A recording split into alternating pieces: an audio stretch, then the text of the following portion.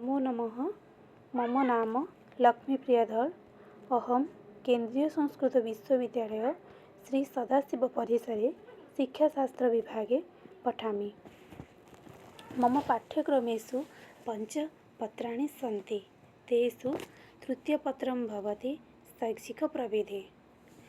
अद्य अहं शैक्षिकप्रविधेः अर्थः, तस्य परिभाषा एवं उपागमानां विषये किञ्चित् वदामि। प्रथमतया वयं जानीम शैक्षिकप्रविधेः अर्थः।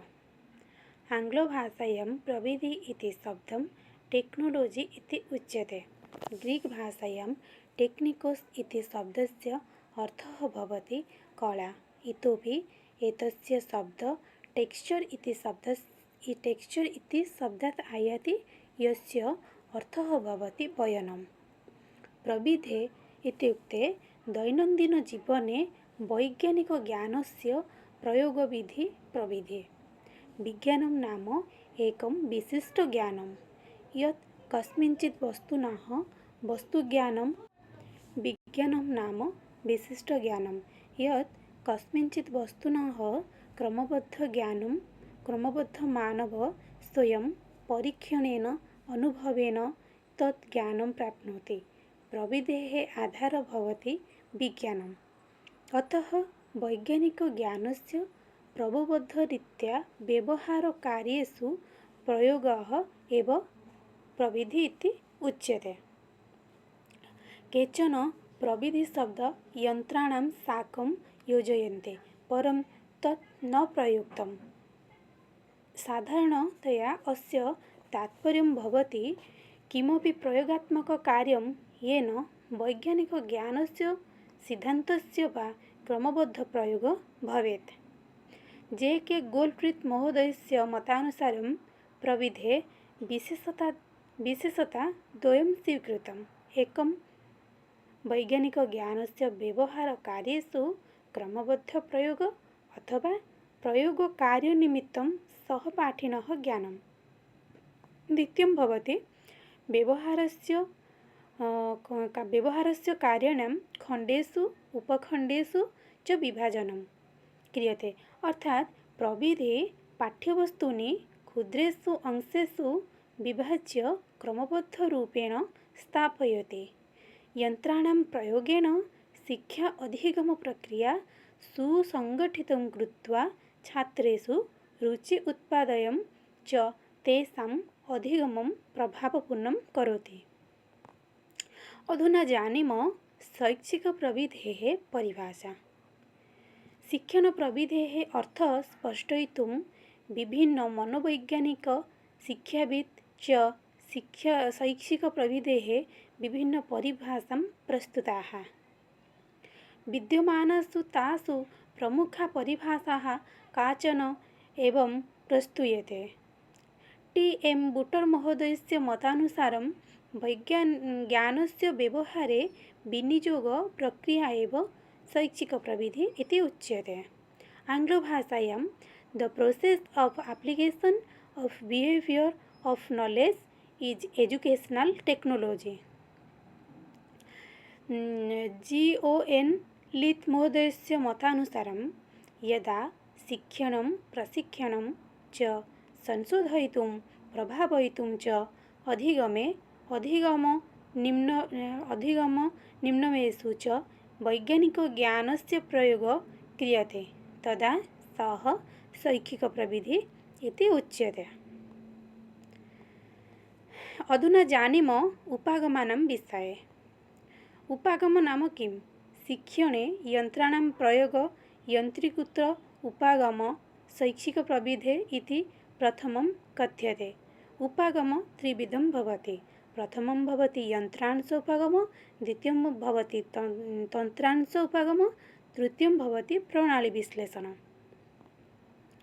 शिक्षणे यन्त्राणां प्रयोगः शिक्षणाधिगमप्रक्रिया प्रभावयितुं क्रियते, येन शिक्षणस्य उद्देश्यप्राप्तिः भवितुं प्राप्यते। भौतिकविज्ञानतः एतस्य आविर्भावः अभवत्। शिक्षणे यन्त्रस्य प्रयोगः एव यन्त्रांश उपागमः इति कथ्यते। यन्त्रांश उपागम आङ्ग्लभाषायां हार्डवेयर अप्रोच इति कथ्यते। शिक्षण अधिगमक्रिया प्रभावपूर्ण कर्तुं यन्त्रेषु प्रविधेः उपयोगः क्रियते, येन शिक्षण उद्देश्यप्राप्ति अत्यधिकतया भवेत्।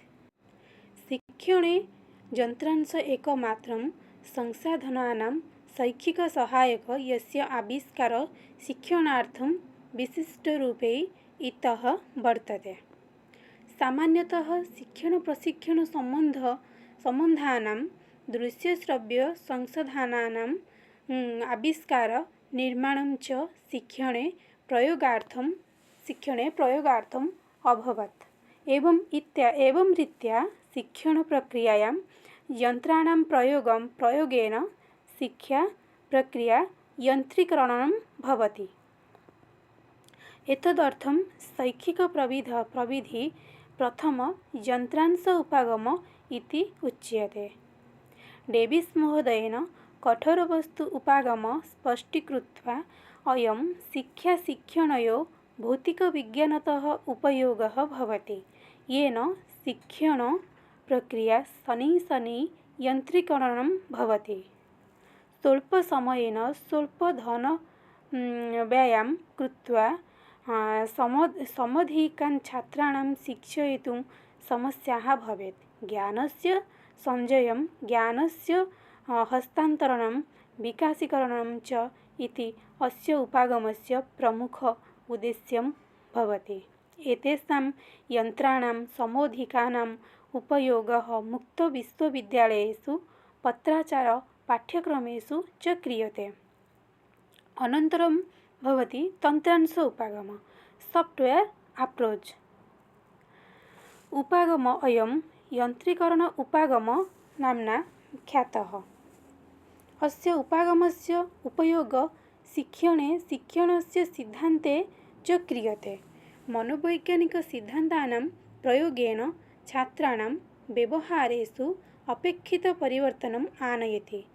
उपागमे अस्मिन् प्रविधे त्रयाणां मुख्यतया शिक्षणप्रविधि, व्यवहारप्रविधि, अनुदेशनप्रविधि समावेशः जायते। उपागम शिक्षणे उद्देश्यानां व्यवहारिकरूपेण परिवर्तनं, कार्य विश्लेषणं, वाञ्छित अधिगमकौशलानां चयनं, पुनर्गणनं, मूल्याङ्कनम् इत्यादीनि कार्याणि करोति। अनन्तरम् एवम् आयाति प्रणाली उपागम, जोटा सिस्टम एनालिसिस। प्रणाली विश्लेषणं तृतीय उपागम प्रणाली विश्लेषणम् अस्ति। शिक्षाक्षेत्रे प्रणालीविश्लेषणस्य महत्त्वपूर्णं स्थानं विद्यते। अस्य उपागमस्य आविर्भावः द्वितीयविश्वयुद्धस्य अनन्तरम् अभवत्। कक्षाक्षेत्रे अस्य प्रयोगः सर्वविदितः। एवं च उद्योग, व्यापार, साधारणप्रशासन, शिक्षाप्रशासन आदि क्षेत्रेषु अस्य प्रमुखयोगदानं सर्वत्र परिलक्ष्यते। प्रणालीविश्लेषण समस्यासमाधानाय एकः विधिः अस्ति, यस्मिन् प्रबन्धस्य आवश्यकवस्तूनां निदानं कृत्वा समस्यासमाधानाय उपयुक्तविधेः प्रयोगं कृत्वा अन्ते मूल्याङ्कनं क्रियते। प्रणालीविश्लेषणस्य प्रमुखानि सोपानानि: प्रथमं भवति नियोजनं, द्वितीयं भवति रूपरेखानिर्माणं, तृतीयं भवति विकासकरणं, चतुर्थं भवति क्रियान्वयनं, पञ्चमं भवति मूल्याङ्कनम्। धन्यवादः।